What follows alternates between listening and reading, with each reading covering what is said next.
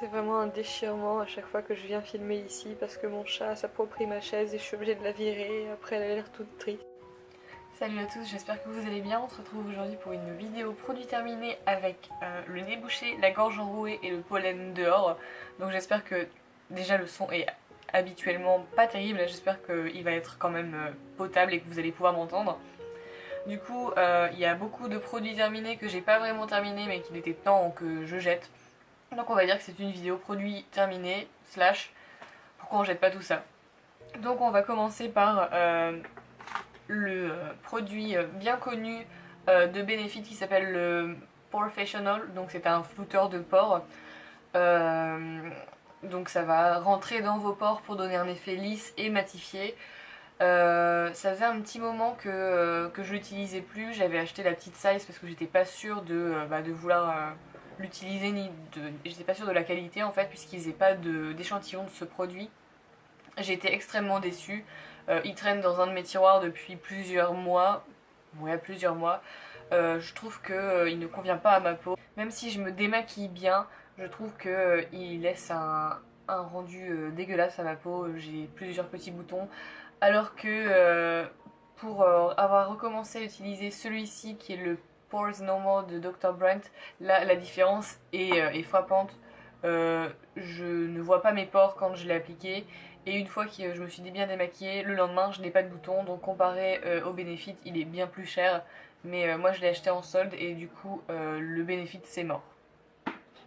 On passe ensuite à un shampoing donc de la marque Cyan ou Cyan, ça dépend. C'est le shampoing qui est vendu chez Lidl. Donc c'est le Pro Vitaminé shampoing volume et style cheveux fins et ternes. Donc pour le coup c'est pas moi qui l'ai utilisé mais c'est mon ex petit copain. Je l'ai utilisé une ou deux fois et pour le coup moi il m'a pas apporté volume ni style. Même si mes cheveux sont fins et ternes.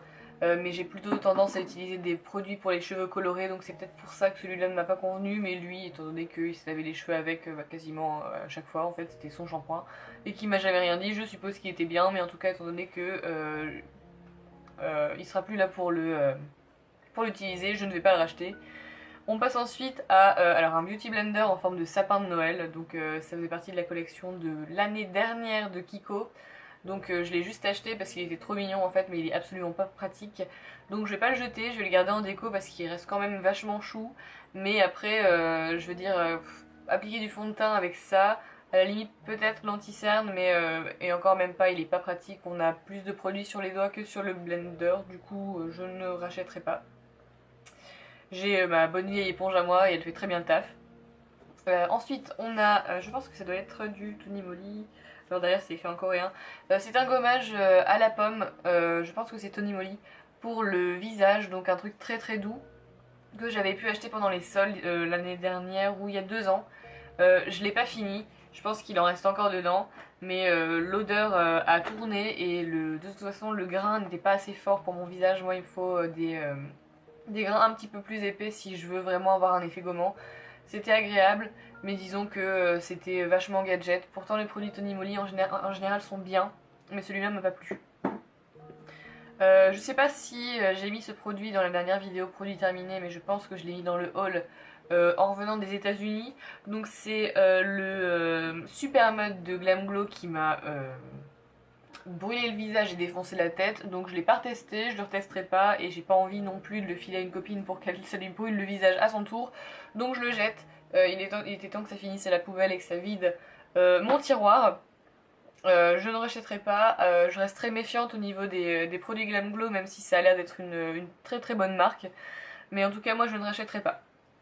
Ensuite j'ai terminé, alors du coup vous voyez rien du tout, mais c'est un concealer de chez Max More avec un petit pinceau et quand on tourne vous avez le produit. Il fait le taf, il coûte 1,79€ et pour le coup je l'ai déjà racheté, donc terminé et déjà racheté. Ensuite on est sur un masque, alors ça se présente comme ça, j'ai découpé le haut du coup je peux pas vous dire le nom, mais c'est un masque chauffant en fait que vous mettez le matin pour enlever l'effet des yeux fatigués. Il est vachement agréable. Bon, il met un petit peu de temps à chauffer, du coup, il faut vraiment que vous soyez pas pressé le matin. et l'avoir vraiment dans le tiroir parce que une fois levé et réveillé ça sert à rien. Mais c'était super agréable à porter, ça m'a pas brûlé, la sensation de chaleur est légère et effectivement mon regard avait l'air moins fatigué. Ensuite, toujours chez Action, j'ai acheté un masque au beurre de karité, donc ça se présente comme ça, en fait vous aviez une petite pochette dedans et c'était un masque à usage unique, prêt à l'emploi, adoucissant et protège. Donc j'ai laissé une bonne vingtaine de minutes, c'était agréable, l'odeur était super agréable aussi. Pour les produits comme ça de chez Action, je sais que je vais pouvoir les racheter parce que pour le prix c'est pas excessif, ils ont quand même... Voilà ce que nous donne une recherche rapide. Merci, mais non. Donc je disais, les produits de chez Action sont plutôt pas chers et ils ont quand même une certaine efficacité. Là c'était hydratant, mon visage avait besoin d'être hydraté et ça a fait le taf. On est ensuite sur une base de mascara, donc pour les cils, de chez Kiko. Donc je sais pas vraiment s'il est terminé puisqu'il a l'air d'avoir encore de la matière dedans, mais alors il est totalement pâteux. Quand je le mets sur mes cils et que je mets un mascara au-dessus, ça fait des pattes d'araignée. C'est absolument pas l'effet que je voulais. Au début il était pas comme ça, donc je pense qu'il a séché un petit peu. Donc en tout cas c'est poubelle, je le réutiliserai plus. Ensuite, on est sur une crème de la marque Anatomicals que j'avais eu dans une Birchbox il y a un petit moment. Donc c'est une crème pour les pieds à l'eucalyptus. Donc ça hydrate le pied, ça évite d'avoir les callosités et je pense que l'eucalyptus est là pour neutraliser les odeurs. Après je n'ai pas d'odeur de pied, du coup je sais pas de ce côté là. En tout cas c'était une bonne crème qui sentait pas mauvais. Mes pieds étaient doux après, je l'ai utilisé plusieurs fois, après c'est pareil je ne l'ai pas fini, mais le tube est resté ouvert depuis un petit moment donc je ne vais pas le continuer, ça sert à rien. Mais c'était un très bon produit et je pense que si jamais je peux le retrouver après abordable, je le rachèterai. Ensuite j'ai acheté toujours chez Action ce masque 2 en 1 garni en fait, donc vous avez une partie nutrition, donc avec de l'huile de coco, la partie 1 que vous laissez... je sais pas combien ils disent, 3 minutes, 4 minutes. Ouais, 3 minutes. Et ensuite, vous rincez et il y a le soin prolongateur de couleur que vous laissez 3 minutes également. Donc bon, c'était un petit peu... l'ouverture était un peu pas pratique parce que sous la douche, vraiment, quand on a les mains qui glissent, ça ouvre la moitié. Donc vous voyez que c'est absolument pas régulier. Mais en tout cas, le masque, mes cheveux étaient plutôt doux. Ça dit jusqu'au 4e shampoing, les cheveux sont nourris. Mes cheveux ne sont pas nourris jusqu'au 4e shampoing, du moins j'en ai pas l'impression, donc sur le moment oui, pendant toute la période avant de se relaver les cheveux ils sont beaux, mais sinon après ils sont pas nourris jusqu'au 4e shampoing. J'ai ensuite acheté chez Action encore un produit pour les pieds, c'est un masque pour les pieds en fait, c'est des chaussettes, vous glissez vos pieds dedans en fait, vous collez et... donc vous laissez 20 minutes et ça hydrate le pied. Ensuite au bout de 20 minutes vous enlevez l'espèce de chaussette en plastique papier bizarre et vous massez avec le produit et ça rend les pieds doux, c'est censé rendre les pieds doux et pour le coup ça a plutôt pas mal marché. C'était au beurre de karité et à la noix de coco, j'en ai utilisé 2 comme ça et j'ai été très satisfaite, je le rachèterai certainement. Ensuite on a l'indétrônable Better Than Sex que j'avais en petite size, que j'ai racheté en grande size, que j'ai terminé et que j'ai ensuite acheté en édition limitée. Du coup le produit est terminé mais déjà racheté. On passe à l'avant-dernier produit que j'ai eu dans la Birchbox de décembre. D'ailleurs je me suis abonnée à la Birchbox de décembre et ensuite je me suis direct désabonnée quand j'ai reçu la box. J'ai été très déçue, j'ai eu la plupart des produits anti-âge. Je suis pas contre les produits anti-âge parce que j'ai 24 ans et j'en ai besoin, mais tout dans ma routine teint et soins du visage ne doit pas être anti-âge. La seule chose qui n'était pas anti-âge c'était ce gommage noix de coco donc pour le corps blanc crème.